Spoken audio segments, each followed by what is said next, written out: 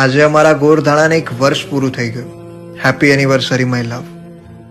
ખરેખર કહેવા જાઉં તો આ વર્ષ કેમ પૂરું થયું એની આપણને બંનેને કંઈ જ ખબર ના પડી.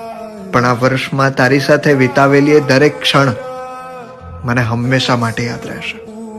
સાવ સાચું કહું ને તો નસીબ વાળો તો હું છું કે મને તું મળી. મારી દરેકે દરેક લાગણીઓને તે સમજી છે.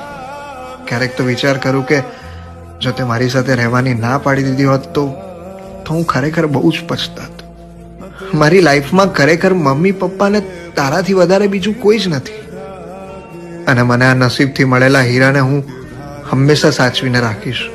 બસ તું જ છે યાર, મારી પાસે, મારી સાથે. તારાથી વધારે બીજું કંઈ જ નથી મારા માટે.